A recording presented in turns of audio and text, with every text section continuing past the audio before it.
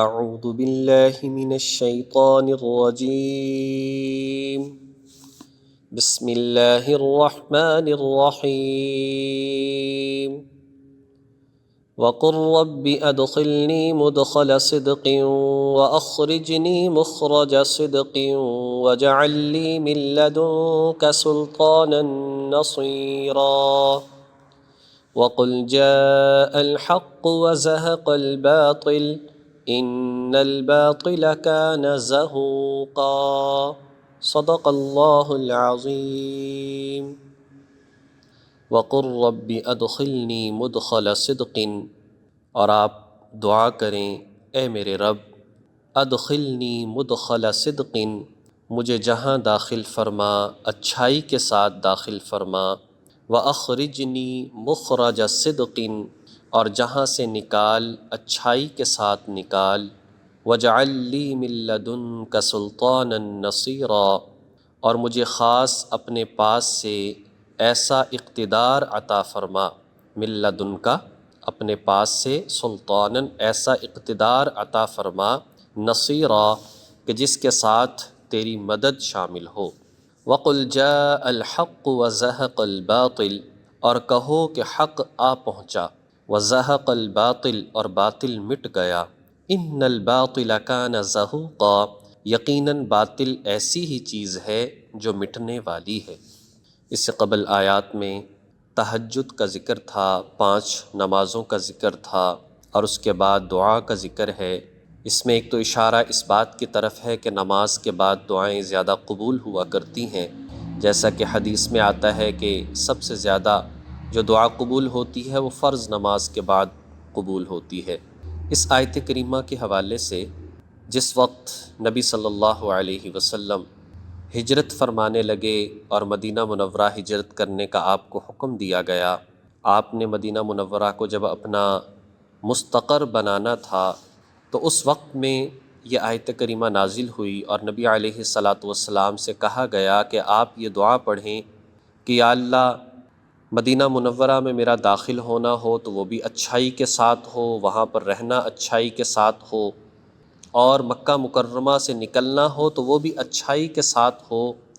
کسی بھی حوالے سے پریشانی نہ پڑے اور کسی بھی اعتبار سے کوئی ایسے حالات پیش نہ آئیں کہ دشواریاں زیادہ ہوں۔ تو نبی علیہ الصلاۃ والسلام نے یہ دعا کی،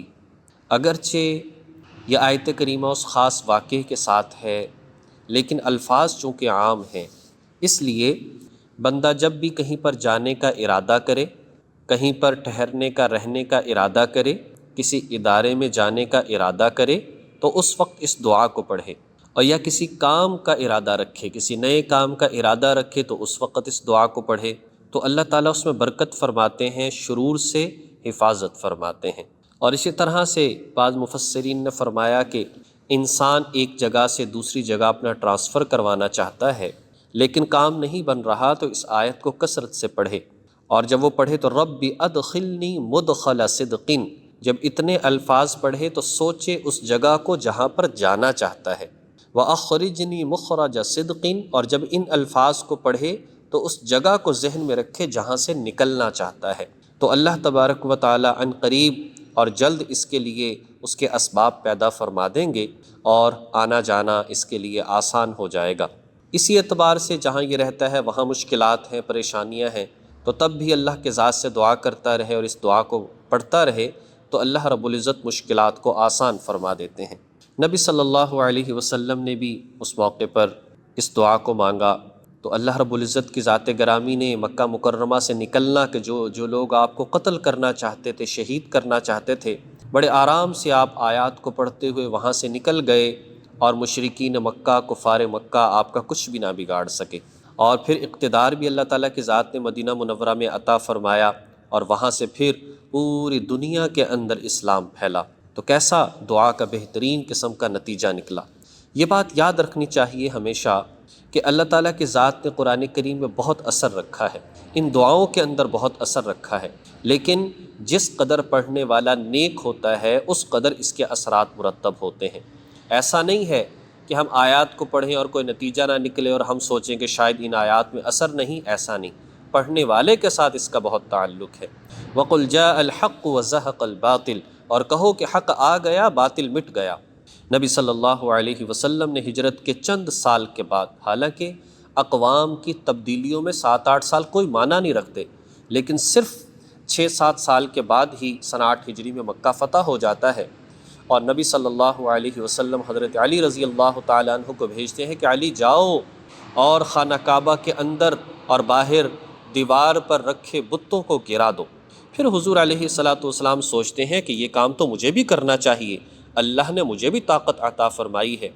تو اس لیے آپ خود نکلتے ہیں اور خود جا کر ہاتھ میں ایک لاٹھی پکڑتے ہیں، اور بت جو وہاں پر بنا کر مشرکین نے رکھے ہوئے تھے، حضرت ابراہیم علیہ السلام کا، اسماعیل علیہ السلام کا، آدم علیہ السلام کے بڑے بیٹے حابیل کا، اور اسی طرح سے حضرت مریم علیہ السلام، عیسیٰ علیہ السلام، اور اسی طرح سے بہت سارے بت جو لوگوں نے رکھے ہوئے تھے، ان بتوں کو گراتے جاتے تھے، اور اسی آیت کو جاء الحق وزهق الباطل ان الباطل کان زہوقا، آپ کی آیت پڑھتے چلے جاتے تھے۔ تو حضور علیہ الصلاۃ والسلام نے جو ہے خانہ کعبہ کو بتوں سے پاک کر دیا، اور اسی طریقے سے جب وہاں سے ہجرت فرمائی ہے حضور علیہ الصلاۃ والسلام نے، بڑا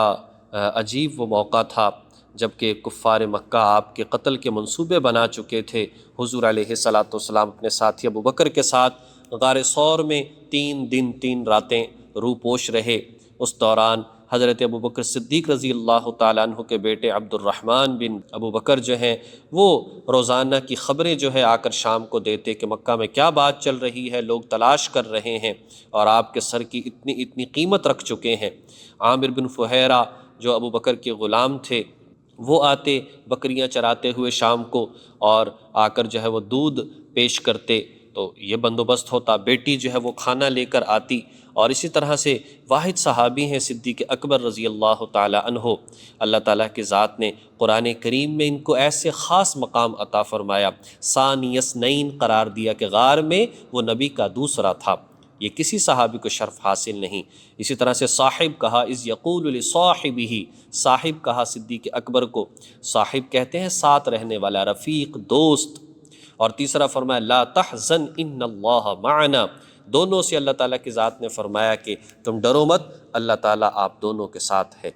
حضرت ابو بکر رضی اللہ تعالیٰ عنہ کو اللہ نے یہ مقام دیا۔ نبی علیہ الصلاۃ والسلام نے بتوں سے اس جگہ کو خالی کر دیا، اور اللہ تعالیٰ کی ذات نے فتح عطا فرمائی، غلبہ عطا فرمایا۔ یہ جو بات ہے کہ حق آ گیا باطل چلا گیا، اس سے مراد یہی ہے کہ اسلام آ گیا، مسلمان غالب ہو گئے، اور پھر جس طرح سے غالب ہوئے تھے پھر مسلمان آہستہ آہستہ پیچھے ہٹنا شروع ہوئے، تو مسلمان بیچارے مغلوب ہوتے چلے گئے۔ آج بھی اگر اسی طریقے کو اپنایا جائے، حضور کے طریقے پر، صحابہ کے طریقے پر، قرآن کے نظام پر اگر آج بھی مسلمان آ جائیں، کامیابی جو ہے اسی کا مقدر ہے، اللہ آج بھی یہ کامیابیاں اس کو عطا فرما دے۔ تو بہرحال بڑی زبردست قسم کی یہ آیات ہیں، ان دعاؤں کو مانگنا چاہیے، اور اسی طرح سے دین کے غلبے کے لیے کوشش کرنی چاہیے، تاکہ کل کو ہم بھی یہ بات کہہ سکیں کہ یا اللہ، دین کو پھیلانے میں، دین کے افشاء میں ہم نے بھی یہ کام کیا تھا۔ اللہ رب العزت توفیق عمل نصیب فرمائے۔ وآخر دعوانا ان الحمد للہ رب العالمین۔